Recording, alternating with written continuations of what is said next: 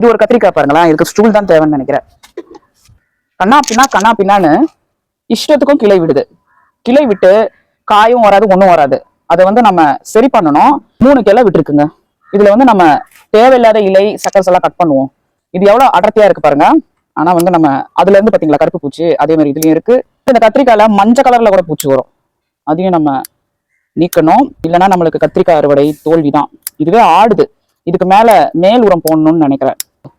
இதை கட் பண்ணணும், இதை கட் பண்ணணும், இதை சக்கரை கட் பண்ணணும்.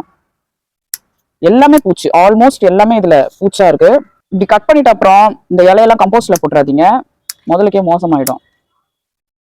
இதுல வேணா நீங்க இதுக்கப்புறம் ஒரு லைட்டான வேப்ப எண்ணெயை தெளிச்சுட்டு விட்டுட்டீங்கன்னா சூப்பரா வளரும். இந்த நாட்டு ரகம்லாம் வச்சதுமே பிரச்சனையில தான் இருக்கும், அப்புறமா கண்டிப்பா காய்க்கும். இது வந்து கிளியர் பண்ணிருக்கோம். இது பாருங்க எவ்வளவு இதுல இந்த கத்திரிக்காய் இலையை வந்து நம்ம நீக்கிருக்கோம்.